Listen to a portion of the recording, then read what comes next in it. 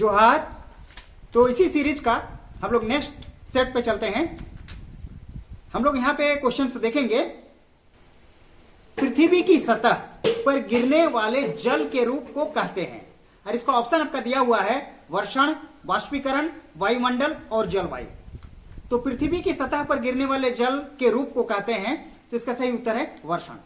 ठीक है, जो वर्षा होती है वही वर्षण। नेक्स्ट क्वेश्चन है, महासागरों की औसत लवणता है, और इसका ऑप्शन दिया हुआ है 30%, 34%, 35%, 37%।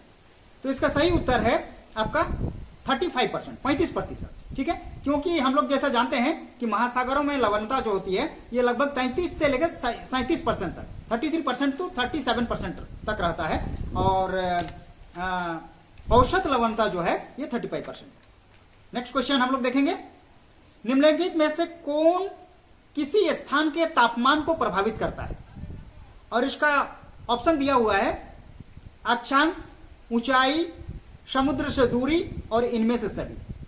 तो इसका सही उत्तर होगा इनमें से सभी, क्योंकि ये जो तीनों कारण है, अक्षांश है, ऊंचाई है और समुद्र से दूरी है, ये तीनों कारण आपका किसी भी स्थान के तापमान को प्रभावित करते हैं। तो इसका सही उत्तर है इनमें से सभी। नेक्स्ट क्वेश्चन है, निम्नलिखित में से किस मिट्टी की श्रेणी में खादर और बांगर आते हैं, और इसका ऑप्शन दिया हुआ है लाल मृदा, काली मृदा, जलोढ़ मृदा और लेटराइट मृदा। तो इसका सही उत्तर है जलोढ़ मृदा। ठीक है, सही उत्तर जलोढ़ मृदा, क्योंकि जैसा कि हम लोग जानते हैं जो नवीन या नई जो जलोढ़ मिट्टी है उसको हम लोग खादर कहते हैं, और जो प्राचीन या पुराना जो जलोढ़ मिट्टी होता है उसको हम लोग बांगर कहते हैं। ठीक है,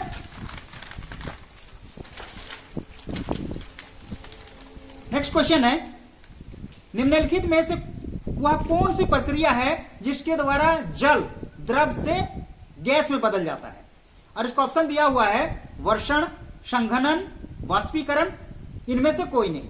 तो इसका सही उत्तर होगा वाष्पीकरण। वाष्पीकरण वह प्रक्रिया है जिसके द्वारा जल या कोई भी तरल पदार्थ जो है वो गैस या वाष्प में बदल जाता है। तो इसका सही उत्तर होगा वाष्पीकरण। नेक्स्ट क्वेश्चन है, प्रकाश वर्ष किसका मापक है, और आपको ऑप्शन दिया हुआ है समय, दूरी, घनत्व और इनमें से कोई नहीं। तो इसका सही उत्तर है दूरी।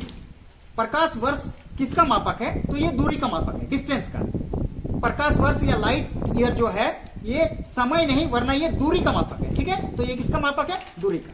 ठीक है, नेक्स्ट क्वेश्चन, आपदा प्रबंधन के अंतर्गत आता है, और आपका ऑप्शन दिया हुआ है निवारण, पुनर्निर्माण, पुनर्वास और इनमें से सभी।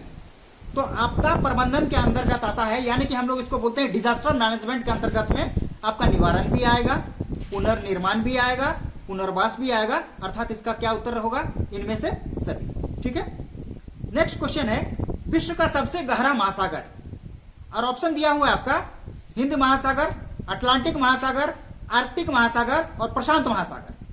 तो इसका सही उत्तर होगा प्रशांत महासागर। जैसे कि हम लोग जानते हैं कि प्रशांत महासागर जो सबसे बड़ा महासागर है, और प्रशांत महासागर ही सबसे गहरा महासागर है, और इसी महासागर में, प्रशांत महासागर में ही इसके दक्षिणी भाग में एक चैलेंजर द्वीप बोल के एक जगह है जो समुद्र तल से भी आपका लगभग 11,022 मीटर ये नीचे है, गहरा है। तो दुनिया का सबसे गहरा भाग जो है स्थलाकृतिक दृष्टिकोण से अगर हम लोग बोलेंगे तो आपका चैलेंजर द्वीप है। ठीक है, नेक्स्ट क्वेश्चन है, सूर्यातप की सबसे ज्यादा मात्रा प्राप्त होती है, और ऑप्शन दिया हुआ है आपका भूमध्य रेखीय क्षेत्र, उष्णकटिबंधीय क्षेत्र, शीतोष्ण कटिबंधीय क्षेत्र और ध्रुवीय क्षेत्र।